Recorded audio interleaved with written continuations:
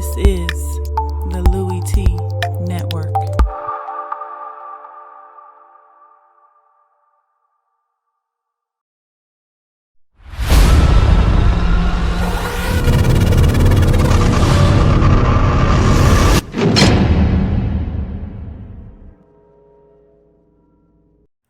Who else could it be but me, your man, Louie T. Welcome to week number 8 in the National Football League London Series, final game of the International Series in 2017. Minnesota Vikings at the Cleveland Browns over in the UK. And this might have been, this wasn't a doubt.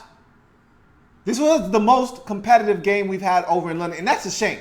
When Vikings-Browns is the best you got to offer to the foreigners across the pond, that's saying a lot as to just how bad the football has been over in London. This was not a bad football game, though. And I guess they were actually saving the best for last, which we say that all the time, and we say it tongue-in-cheek, but literally, they saved the best for last. Now, was this a great game? No. But was it the best of the worst? Absolutely. I mean, you've had shutouts. You've had terrible played games, one-sided affairs. Jacksonville, Baltimore comes to mind. Shutout, New Orleans and the Dolphins. There have been some bad games on over in London this year. The Rams destroyed the Cardinals last week, and that was a shutout. So we've had some pretty bad games over in London. This was one of the few that actually was entertaining to the fans over there. And so I'm glad they got to see some semblance of entertaining football, but it was still the Browns, okay? At the end of the day, you're feeding the fans across the pond the Browns. And so it is what it is. And they had opportunities. This is what, it's games like this. And I get it. The Vikings are a good football team. They're 6-2. They're one of the best teams, not just in the NFC, but in the entire league record-wise. I understand that they weren't supposed to win this game, but it's games like this that really make me think they're not going to win a game this season. Like last year, I said they're going to win a game at some point. Somebody's going to win a game. You know, Robert Griffin III, Josh McCown, someone's going to win them a game. I look at their roster of quarterbacks and I say, who's going to get you a dub? And I look at their schedule and I'm like, where's the dub coming from? You know, we thought, okay, at worst, if they don't have a win by the time they get to Jacksonville in like week 11, they'll get their first win then. No, that's not happening now. And then you look at the last game of the season, that is the one you've got to circle on the calendar if you're a Browns fan. That game against Chicago, week 17 or week 16, I believe it is, that's the one you might have to get. I mean, and even then, I don't like your chances in that game, but we're looking too far down the road for the Browns. You got to win one, right? And this bye is going to come at a good time, right at the midpoint of the season, give them a chance to reflect and maybe, get some things in order as to how they want to moving forward for the remainder of the season. And, wow. I don't know if they're going to win a game this year, but we don't have a lot of time, so I don't want to sit here and dwell on the fact that the Browns may be winless this year. To the victors go the spoils. We're not going to sit here and talk about the Browns all day long. Let's talk about the Vikings because they won the game, and we'll get to the Browns quickly, and then we'll get out of here because we're up against the 1 o'clock hour, and I want to make sure that we're out of here before 1 o'clock when those games start. So quickly, the Vikings, it wasn't pretty by any stretch of the imagination. It didn't need to be. It just needed to be a W. And it took them a while to get the engine revved up. Yeah, you're playing the Browns. I understand. You play down to the level of your competition. It happens. It took them a while. They were sleepwalking over in London. But they got the turnover that they needed to start the second half. I thought that kind of jump-started them a little bit. And really, when you look at this game, every time they needed a pick-me-up, the Browns provided that for them. Whether it's the slow start to the game, the deflected pass, the interception, and the by Joe Schobert and the touchdown that the Browns scored 2 plays later, giving them a 6-0 lead. The Browns missed the extra point. We'll get to all of that stuff in a second. But then, the Browns get a 3-and-out. They force a punt, and Bryce Treggs muffs the punt. And the Vikings get their first points of the game on a field goal right after that. And they needed that. They needed a pick-me-up there. Right after halftime, the Browns were able to get the Vikings were able to get the field goal, right before the half to cut it from a 13-9 to a 13-12 deficit. So that felt good, but you're still trailing. You get the fumble on the first snap of the third quarter, first offensive snap. Crowell puts it on the carpet. Boom, just like that, you get another field goal. You retake the lead in this game, and it was really from that point on that was the turnover you needed to retake the lead. And from that point on, they really never looked back in this game, did the Minnesota Vikings. And so, it was a solid performance on both sides of the football. I actually thought that the defense was underwhelming in this game, until they got the lead and they were able to jump out in front of the Browns. But I thought the Browns were able to do some things. And you're not accustomed to seeing the Vikings give it up on the ground. I thought the Browns actually ran it pretty well. Crowell ran it well. Kaiser had a couple of nice runs. I thought they were able to do some things on the ground against this vaunted Vikings defense. I thought they had a little bit of success throwing the ball early. I thought they did a good job, did the Browns, of getting the ball out on the perimeters and making the Vikings run and stretching that defense out. But once they were able to get the lead, once they were able to comfortably get out ahead by 2 scores, then you saw this Vikings defense come to life, kind of put the clamps down on this Browns offense, get after Kaiser a little bit, rough him up, take away any of the targets. Duke Johnson leaving the game does not help because that's one of their best offensive weapons.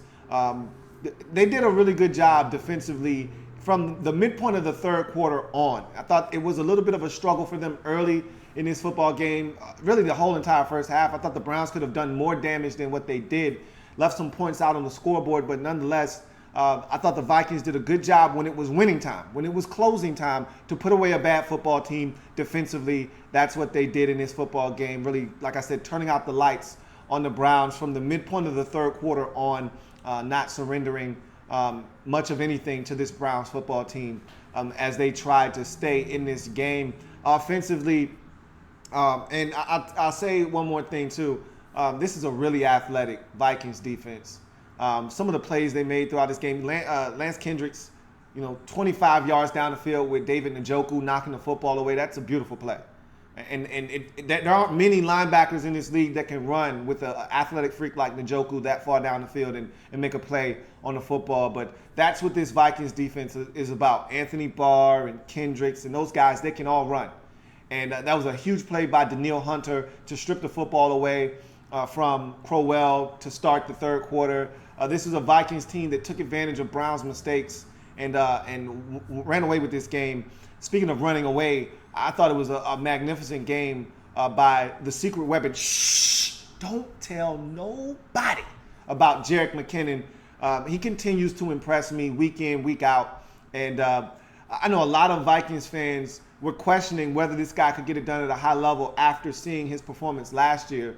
And now with a revamped offensive line and a rededication to running the football and being balanced, you're seeing what this guy is really about. And I thought he was impressive again today, catching the football, had a nice little screen. I thought he was impressive running the football, ends up with a rushing touchdown, also ends up with a 2-point conversion in this game. I thought he was just outstanding, especially from about the midpoint of the second quarter. I mean, he was huge on that field goal drive right before the half. Going into the halftime break, he had 2 huge catches on that drive. So, like I said, I thought McKinnon was outstanding in this game. He continues to impress me week in and week out. Adam Thielen, hooked on a Thielen. How could you not love what this guy is doing for this Vikings football team? I've said it before, I'll say it again. Love Stephon Diggs, love Thielen. But to me, Thielen is the most consistent. I liken it to the Denver Broncos wide receiving core, where Demaryius Thomas is the big, flashy, explosive, dynamic playmaker of the 2 receivers in Denver. But the most consistent one of the 2 is Emmanuel Sanders. Same thing here. Stephon Diggs is the more flashy, explosive, dynamic receiver of the 2. But if you're looking for consistency, a guy that on 3rd and 7, you can throw it and he'll pick up 9 yards, it's Adam Thielen. He's the guy that week in, week out is going to hurt you, and he's going to play. And so Adam Thielen, for me, one of the most consistent receivers in this league. He just goes about his business so human-like every week he's putting up numbers, almost another 100-yard performance for him. You look up and it's another 17-yard game for Adam Thielen. On 3rd and 7, he's getting you 17. That's what this guy does, man. And if not for a penalty, calling back a big gain by him, probably about a 35-yard gain, he's well over 100 yards in this game. It was another stellar performance by Adam Thielen. Finally gets his first touchdown of the season, which was long overdue. He's been putting up massive numbers for this Vikings football team without a touchdown. Shame on the Vikings for not already getting this man in the end zone. But luckily enough for Adam Thielen, that's done with. Got into the end zone. And this Vikings team offensively, I thought they ran away with this game in the second half. Case Keenum was extremely solid, which is what he's been all season for this Vikings team. Now 3-0 as a starter for the Vikings this year. And I think that when you look at the way, or I think he's 3-1. I think he did start the game against the Lions, in which you lost 14-7. But in any event, I'm looking at Case Keenum and what he's doing, and that's the definition of a backup quarterback. Come in, steady the ship, do what is asked of you. Don't try to be a hero. Manage the game. And when they call your number to make a play, you make a play. And that's what he did in this game.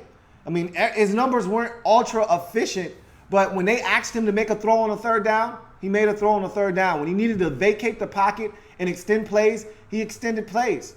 He did whatever it took in this game to help his team win, and that's what he's done throughout this season. And that's why the Vikings are 6-2. A lot of credit must be given to Case Keenum.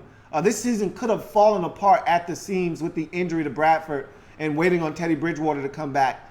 And with Keenum coming in and steadying the ship, this Vikings team is in the driver's seat in the NFC North Division to win this thing. And a lot of credit must be given to Case Keenum in his play thus far this season. And I thought he was solid again in this football game. Outside of the batted ball in the first possession of the game, he was outstanding. And he made throws on the run, the touchdown to Thielen on the run, the flick to McKinnon right before the half to get that drive started on the run. I thought he did some good things. The boot to David Morgan on a 3rd down on the move. I mean, he's throwing the football exceptionally well on the move. He's extremely accurate right now, and even when he's not, his receivers are bailing him out. Diggs with a nice catch on the sidelines, Thielen with a nice catch on the sidelines. His receivers are making plays for him when the ball isn't perfectly placed. He's doing some good things right now, and his play, along with the running game, and don't forget, and I think this is something that we need to talk about more, this revamped offensive line for the Vikings just getting the job done. I mean, we killed this Vikings offensive line last year for their ineptitude. This year, they've been the reason why the Vikings have been successful offensively. You lose your starting running back in Dalvin Cook. You insert 2 other guys in Murray and now the secret weapon, Jerick McKinnon, and nothing has changed. You look at the passing game, you lose Bradford after week 1. He comes back briefly in like week 6 or 7, and nothing has changed with Case Keenum coming in and being able to have time in the pocket and deliver the football. This offensive line must be given credit because they've been outstanding this year and allowing the Vikings to do what it is they've done thus far this season. You go to the Browns quickly. You saw the reason why they're 0-8 in this game. They can't even get off to a good start right. Okay, so you get the touchdown after your defense goes out and creates a turnover in a short field. And you capitalize like a team should if they're looking to win their first game. You get the touchdown to Corral on the ground, and great, you're up 6-0. Let's make it 7. No, Zane Gonzalez misses the extra point. Damn, okay, it's 6-0. Okay, fine. So then, after that, you turn around and your defense says, we're going to spot you more good field position. They go out and get another stop. This time, you're going to end up having to punt on the Vikings. You're going to get some good field position. Even if you don't get great field position, you're getting the ball back with momentum. Let's make something happen. And Bryce Treggs muffs the punt. Vikings recover. They get a field goal out of it. And just like that, all the momentum you've built in this game, gone. Just like that, it's now 6-3. And then you get an opportunity later in the game to take the lead after halftime, which you do a great job of wrestling the momentum away from the Vikings by scoring a touchdown right before the half to take a 13-9 lead. Okay, they're cutting you a break. They missed an extra point just like you did. So now you're up 13-9, and then you give up a field goal right before the half. Don't do that. Don't do that. So you give up a field goal, but you get the ball out the half, and that's great. Let's see if you can't get your field goal back, or even better, how about a touchdown? Nope. First play from scrimmage in the third quarter, Isaiah Crowell puts it on the carpet. And just like that, you're trailing in the game now as they go and get a field goal, take the lead 15-13. You got a chance, though. You move it back down the field. You're looking to respond immediately like a team who is searching for their first win should do. Let's not let the Vikings build momentum and run away with this game. Let's go back and get our field goal. And that's exactly what the Browns do. They go right back down the field, except Zane Gonzalez wasn't on board. He said, about that field goal. Nah, I'm not ready to make that happen for you yet. And I'm really disappointed in Zane Gonzalez. I'm not going to lie to you. I thought he was going to come in and light it up this year. And he ultimately may light it up because I've seen first-year kickers struggle before and then have a prosperous career. So I'm not giving up on the kid. I think he's going to be an exceptional kicker in this league. Right now, I think he's struggling with confidence. And he's missed a ton of kicks this season, kicks that he could make in his sleep, kicks that he made routinely at ASU. Now he's struggling and he's missing. I'm really disappointed. I'm not going to lie. Okay, missed a couple of kicks, I want to say against, who was it? Cincinnati. Somebody a couple of weeks ago, he missed like 2 or 3 kicks in that game. Matter of fact, I think it was Tennessee, a game that you actually had a chance to win. I don't know if it was Tennessee or not. Either way, he missed a ton of kicks earlier in the season. He's still missing kicks now. In a game that you had a chance to win, he missed an extra point, misses a field goal. That's really frustrating. But bottom line is, when you needed this offense to step up, when you needed the defense to step up, they didn't do it. When you needed stops to allow this game to remain close and within striking distance, you weren't able to stop the Vikings from converting on third down and ultimately getting into the end zone. When you needed to go down and respond to the Vikings, extending the lead out to 7 at 23-16, when you had an opportunity, when you were up 16-15 and they go and get the touchdown, take the lead and go for 2 and get it, you had an opportunity as an offense to respond, get back down the field, and even if it's just a field goal to cut it to 4, whatever, you needed to change the tide of the game. You refused to do so, and so it's the same old story for the Browns. They may be competitive in some games, not some others, but at the end of the day, they're going to lose, and that's what they did here. Vikings took care of business against a bad Browns football team. Both of these teams are heading into their bye weeks after playing over in London. And, Vikings go to 6-2 on the season, and they're going to remain atop the NFC North. This is a good football team in Minnesota right now, and we'll see what happens. They may actually get Teddy Bridgewater back after the bye week, so we'll see what happens there. And for the Browns, I don't know if they're going to get one. Watching this game, and they weren't supposed, it's not like they were supposed to win this week or last week versus Tennessee, even though they had opportunities. These last 2 games, they've had opportunities. I don't know if they're going to get, like last year, I said they're going to get one. They're going to get one. They were so close last year. I'm not certain that they're going to get one this year. And I feel like it's so hard for a team to go 0-16, but if a team can go 0-16, it's this Browns team. I'm telling you right now, this is not a good football team right now as constructed. But in any event, let's see. We probably got a few comments. I don't have a lot of time, so I'll just take a couple of comments. Fire Breather 719 says, "Don't talk about the secret weapon." I try to keep it under wraps, man, so people don't know. But he keeps having these types of games where he's making a difference and having an impact. It's gonna be hard for me to keep him as a secret weapon. Stephen M says Trey Waynes was targeted a bunch this game. He did a good job. Seems like he's really stepping up. I told you he's coming into his own, man. For him, it was baptism by fire. They were going to come after him. He's the guy opposite of Xavier Rhodes, so most teams are going to target him a ton, and he's going to have to step up, and I think he's starting to do that. Rams all day. Sister is disappointed. Is she a Browns fan? If so, feel bad for your sister. She's disappointed a lot. Stephen M says, "I keep starting Diggs over Thielen in fantasy. I think I'm hooked on a Thielen now." You should have been hooked on a Thielen.